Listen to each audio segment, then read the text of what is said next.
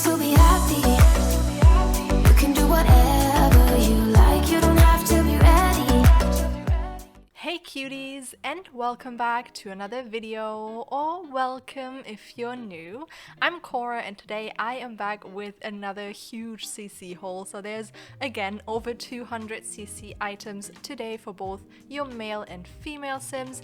As you already saw, I added categories and numbers again to this video, as I do with all of my CC hauls, just to make things a little bit easier for you guys. And of course, links to everything are in the description down below. Like I said, this is another huge CC haul, so you know, like with the last video, grab a snack, grab a drink, grab a whole meal, grab whatever you need to be comfortable for the next 23 minutes, and you can just sit back, relax, talk about life. If you have anything that you want to share, feel free to do so in the comments down below. I always love reading what you guys have to say, and I usually just, you know, talk about my life in these videos. And the last CC haul has been like 2 days ago on Wednesday, but as you guys know, I took like a little break off of YouTube, and in those like 2.5 weeks, I think it was, there has been a lot of new custom content. So you know, we're pushing out 2 CC hauls this week, and then next week I should get back into like my regular schedule. Hopefully I'm aiming to upload at least 3 videos each week, you know, fingers crossed that I will be able to do that. Obviously I never really know how I feel, so I don't want to make any promises, but I would love to get 3 videos up. Right now as well, I am off of uni until October. So, you know, I should have a little bit of extra time on hand for videos, and it's just gonna be exciting. I have like a few things planned that I want to do now that I'm back. And also for all of you who have left comments in my last video, I just wanted to say thank you. It was so nice of everyone to leave kind words and like share their stories. I was talking about something very traumatic that happened in my life, and people shared their stories, and it was just very wholesome, and I'm always so appreciative of this community that we built over here. I feel like everyone is genuinely so nice and wholesome and understanding and empathetic, and it's just always so nice. And a lot of times people like reply to comments of other people sharing their stories, and it's a beautiful thing. I am just so appreciative of that, and just wanted to, you know, point that out. I did reply to every comment. Sometimes it can get a little bit overwhelming, I have to admit that. I do try to reply to everything, and on usual videos, you know, there's not too many comments, so I can usually catch up and reply to everyone. But a lot of times when like videos get more views or more comments or whatever, it can get quite overwhelming to catch up. But I always try to reply to everything, because I mean, you left your comment for a reason, you know, you left it for me, and it's very kind for you to take that minute out of your day, and I want to reply to that. And I have been okay with it, I think, so far. Sometimes things just like slip under the radar. Is that how you say it? I'm sure you know what I mean. Like sometimes I just completely miss a comment without any mean will behind it. It just happens. And yeah, I also wanted to talk about, actually, the other day I got a comment, which is these CC holds, I wouldn't say frequently, but it happens occasionally, and it got me thinking. Happens occasionally that people leave comments being like, why didn't you put everything into a zip folder? Like, who has the patience to click through 200 links? And yada yada, like going on like that. And I am always baffled, because I thought that most people who use custom content would know that CC creators don't want you to re-upload their content. And then I actually had like a little discussion on Reddit the other day, because someone was like, yeah, who has the patience to click through 200 links? And I kind of replied, and I was like, well, CC creators upload their CC for free on the internet for us to put in our games, and I think the least we can do is honor their TOUs. And then they were like, well, their TOUs don't even matter because like it's not their property. And I'm like, yes it is. Just because they make it for a game doesn't mean it doesn't belong to them. You know, they have like creative property over things they create. They can't put it behind perma paywalls because it's obviously made for a game that someone else created. But you can't just go on and like take things that they did. Also, even if it was like legally alright to do, like even if you know what that person said was right and you could do whatever you want and ignore the TOUs, you still shouldn't. I mean, people take out time of their day, you know. It's like I record videos using a game, but that doesn't mean that someone else can just take my video with my voice over it and everything, like use everything how I have edited and re-upload it. You know, that wouldn't be okay either. Even though it's not my game, I don't have the rights to the game, but I have the rights to like my creative property, which is doing CC holes or creating some videos or builds or whatever, like with my voice over it and me editing it and me, you know, making the game something creative. Hold on, that doesn't make sense. You know, using the game to create something out of it.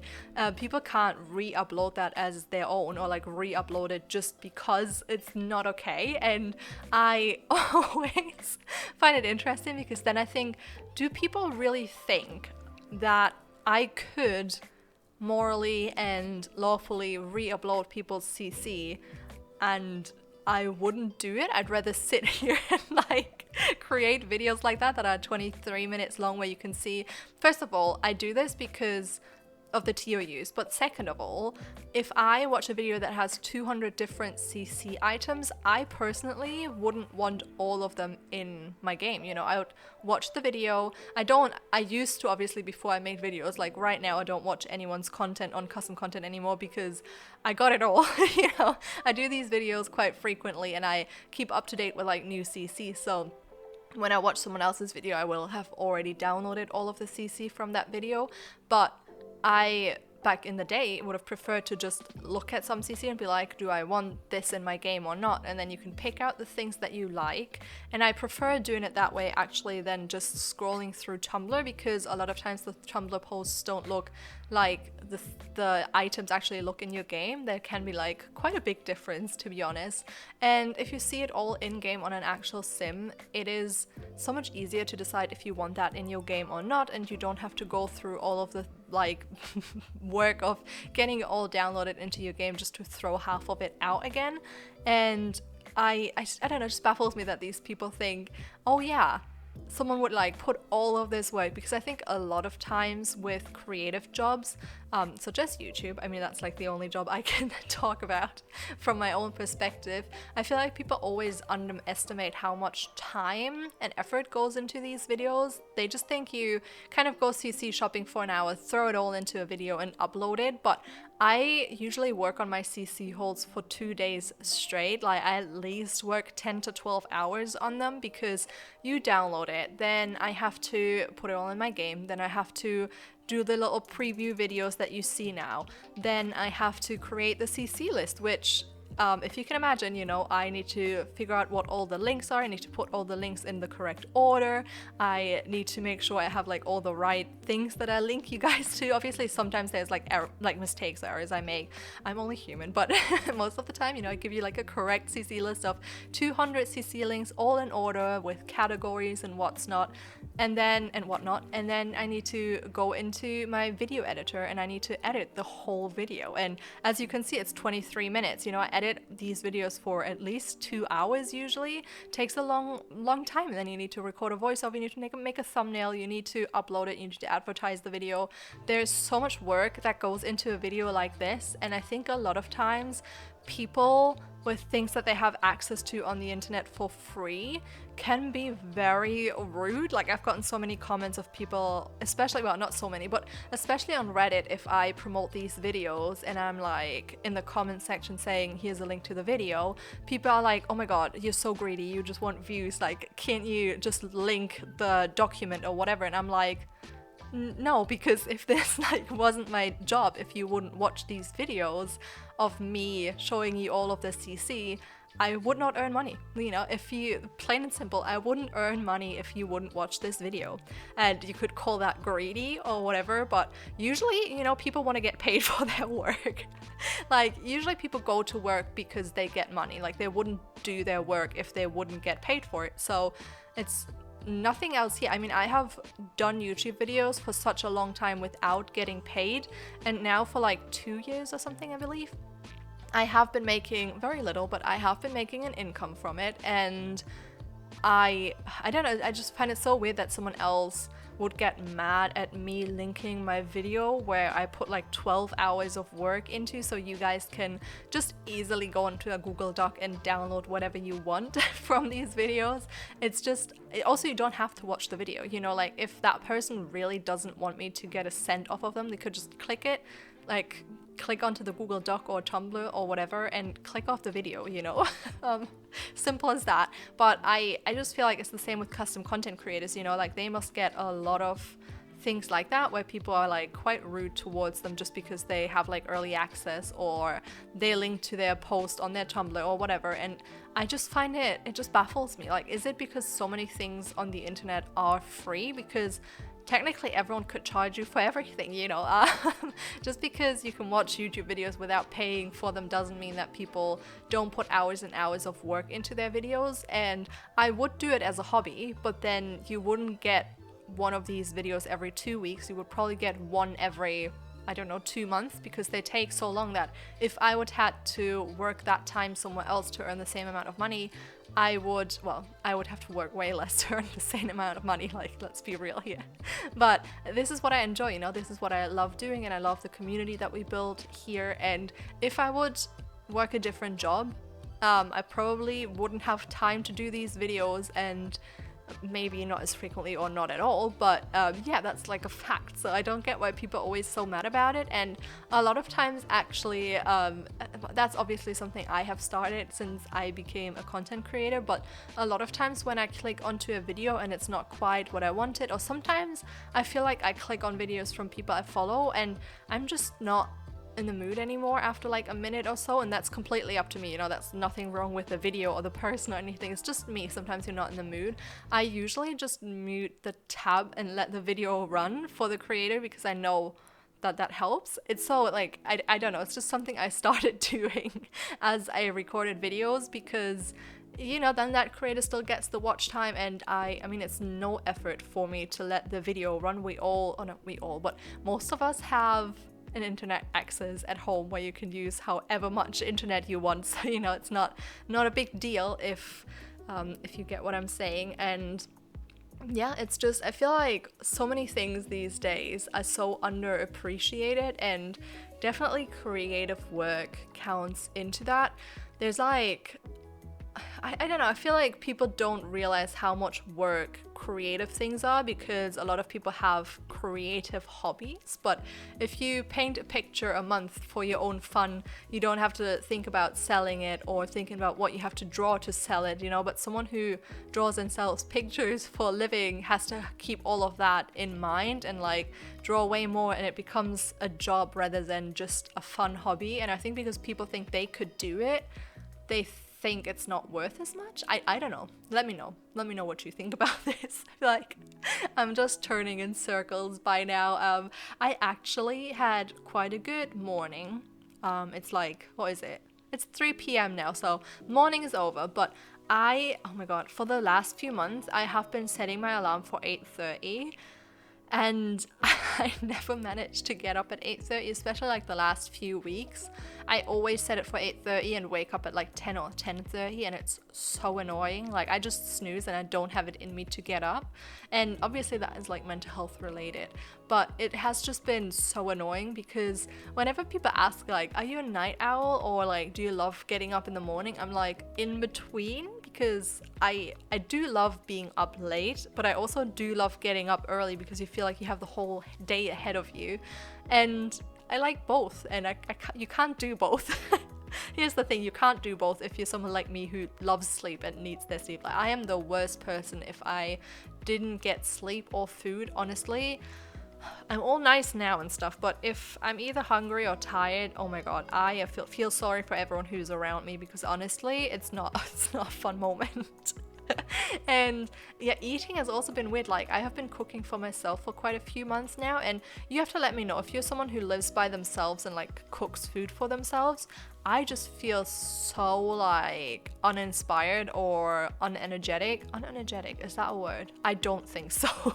Well, it is a word now because I said it. I feel so like, I don't know, I don't feel the need to cook proper food for myself, because it takes such a long time, and then there's only me to eat it, and I am fussy with food, okay? Like, not fussy in the sense that I don't eat a lot of foods. Like, I eat almost everything. There are like very few things like capers, olives, and goat's cheese are like 3 things that I don't eat, but everything else is fair game. But I'm like very particular about what food combinations, what like, does it have to be warm, can it be reheated, you know, I'm very fussy with that stuff. And here's the thing, most stuff I don't like when you reheat it, so I don't make a lot of foods where I have to put it in the fridge and reheat it the next day, and that is technically all you do when you cook for yourself, because who can cook food for one person? It's just so difficult. And then I don't know, all the food, like all the produce that you'd buy would go to waste, and it's just a thing. Like, so I've been living mainly off of like pasta with different sauces because I don't mind oh my god, this all sounds so weird. I don't mind reheating sauces. I think that's fine. Sometimes it even makes them better, like with like the vegan bolognese I make or tomato sauce or something. It like tastes even better the day after, but I hate reheated pasta. I just don't think it's okay. But like, see, that's the thing, you can prepare the pasta sauce and then you can have it in your fridge and just cook pasta every day, and it's fresh and, you know, it still tastes amazing. But so many things I don't make anymore because I would have to eat them over like 2 or 3 days, and I have such a big issue with reheating. For example, there's like a gnocchi bake that I make. It's like gnocchi and then I make gnocchi. Do you say that like that in English as well? I hope so. You know, the little like potato, the round little potato pasta things that you eat. I made them with like a tomato sauce, and then I put mozzarella on top and put it in the oven with some tomatoes as well, and it's so good. Like, it's so good. But it's only really good if you get it fresh out of the oven and like the cheese is all melty and the pasta is soft, and you know, that's when it's good. But if you put it in your fridge and the gnocchi get hot and you take it out and reheat it, it's just so sad. Like, it's not the same at all. I don't know. You need to tell me if you are like that as well, because I feel like so far I've not met a person who has anything against reheating food. And I definitely think there is foods that you can reheat.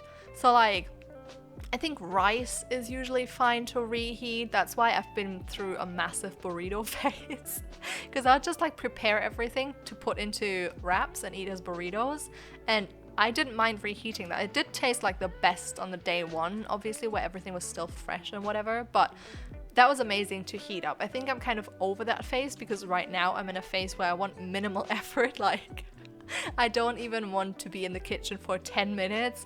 It is draining. Like, I don't know what's wrong with me. I love cooking for other people. Like, as soon as there's someone here I can cook for, I love it. I love making food for others. I love seeing them eating my food and being happy about it. I am a big foodie myself as well, so I don't eat just crap food, you know. I have like weird obsessions. I go through weird obsessions of eating a particular food and then eating it for so long that I get sick of it, and it's an issue because then I don't know what to eat.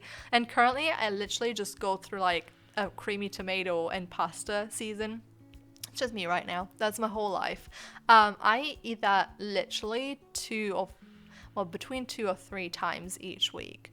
It's an issue. Yeah. I need to fix that. But it's just so easy because it's just pre-made sauce, and I heat that up and I make pasta and I put some cheese. I put a lot of cheese. I don't just put some cheese. I put a lot of cheese on top of that. And it has everything I need. And I feel like pasta is 100% my comfort food number one. Like a bowl of warm pasta with like nice creamy sauce and a little bit of cheese is just so comforting. Like, if I feel bad, that's all I need. It's just so good. Let me know what your comfort food is if you're still here. Kudos to you for making it this far into the video. But yeah, no, like pasta with a creamy sauce, how good is that? I love that so much. Then I also feel like a few years back, right, I wasn't a big fan of pizza. I know, like before I went to America as an au pair, when was that? Like, Jesus, almost 7 years ago now.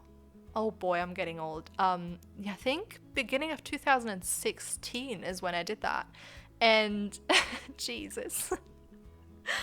Time really does fly. Okay, this is scary. But yeah, back before I went to America, I really didn't like pizza.